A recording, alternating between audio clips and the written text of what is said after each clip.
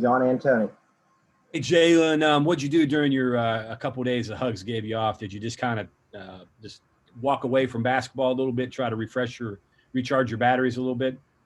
Yeah, because I'd say I'm the type of person, I get in my own head a lot. So that game on whatever day it was, I think Saturday against Oklahoma State, I didn't play well. I was in my head. So I just I shot after the game, and then I shot on Monday, yesterday, like after study hall. And that's really it.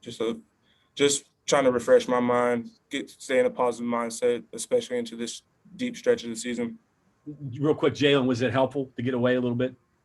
For sure, yeah. Because I'd say, like, for me, especially, like, I get super down on myself. I miss shots. And then even if I do go in and work, I'm just so focused on the last game, so focused on what I did wrong that I really don't get anything out of it. So I think it was important for me to take, like, an extra day off and just refresh myself and be ready to go today for practice. Greg Hunter. So Jalen, following up with that, then do you think you've been able to put the last game behind you at this point? Yeah, for sure. Obviously, we're gonna end up playing them again on Thursday, but like last game's done with. We can't change anything about it. We just got to focus on getting better today in practice, getting better tomorrow, and coming out like a different team on Thursday. And then to follow another question, I guess the last postseason game you would have played would have been the Charleston Civic Center. So you haven't played in college, but is postseason different? There's always that little added pressure, but at the same time, everyone plays harder because you never know when it's going to be your last game. So I'd say it's just a lot more intense on every level. Justin Jackson. Hey, Jalen, congratulations on making the all-freshman team. What was that like for you?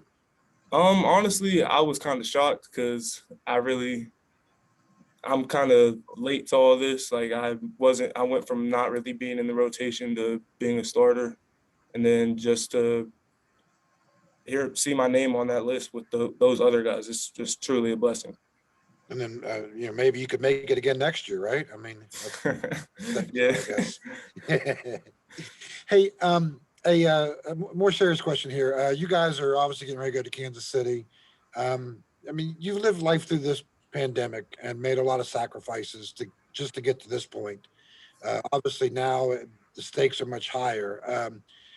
Life is certainly going to be different. I think they're going to try to create like a bubble kind of atmosphere there. I mean, have you guys kind of talked about, I'm guessing you won't be allowed to, go see family members and, you guys won't be going out to restaurants. I mean, it's going to be, the longer you stay in the tournament, the more sacrifices. Have you guys kind of talked about, what that's going to be like for you guys at all?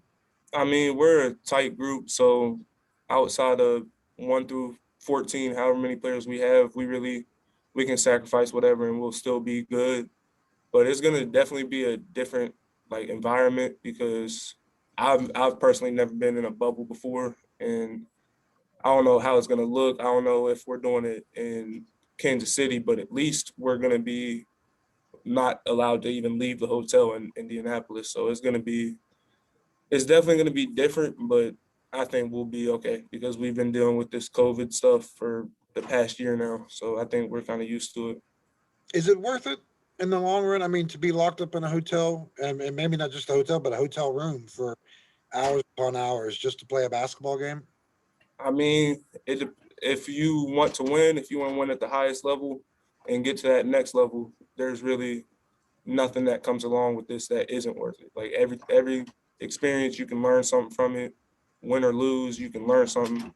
And if you really want to do something with basketball, then I really think that it's all worth it. Thank you, Jalen. Appreciate it. No problem. Thank you. Mike Cazaza.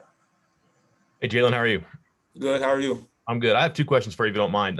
One is it's just kind of maybe like a human nature thing, but you guys are at the end of a long season that's actually a little bit longer than it was supposed to be.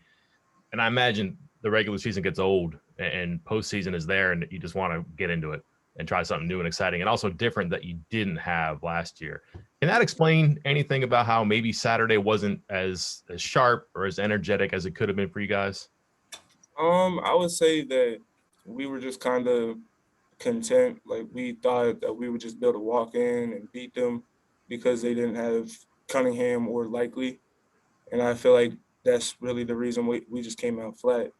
There's really nothing that can justify that or explain that. We just got to be better on Thursday. Okay. And then secondly, not a ton of postseason experience on your roster. There are a few guys, and like for a player like you in a similar position, Emmett has to be a valuable resource too. What do you and what do your teammates look to from someone like him? I mean, him, Jordan, and DC, and Gabe too, because he's played in conference tournaments. He's played in the NCAA tournament. We just really have to look to them. Like they're the ones that have been here, done that, and we're just new to the party. So it's going to be important that those guys keep a positive mindset no matter what's going on, and we just stay together. That's all we try to do is say, just stick together no matter what, and we'll be successful. Back to John and Tony. Okay, Jalen, I'm not sure you can answer this, but I'll ask it. You guys are 8-5 at home, and you're 10-3 away from the Coliseum. Why have you played so much better away from the Coliseum this year? I don't even know, honestly. Like, I feel like when you go to somebody else's place, you always want to spoil that home victory that they should have because at home you're supposed to win. That's just how it is. But when you're on the road, you just want to take that from that other team. And then at home, it's like sometimes the home team just comes out flat. They're not ready to play. And then the team that comes in, they just have way more energy. And whatever happens, happens. And you saw that on Saturday.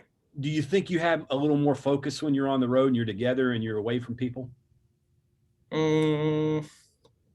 I'd say to a point, yeah, because you're really, other than your phone, you're really cut off from your normal world. Like we're more comfortable in Morgantown, obviously, and out in, let's just say Lubbock, somewhat like Lubbock.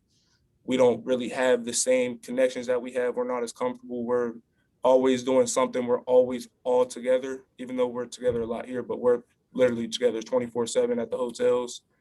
So I don't know if that has anything to do to it, but if it has anything to do with it, those are the reasons right there. Gotcha. Thanks.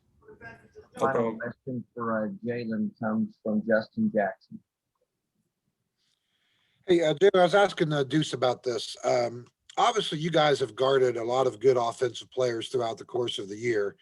But on Thursday, obviously with Cade Cunningham, he's going to be like the number 1 or number 2 pick in the draft. So, and obviously you guys played against him earlier in the year.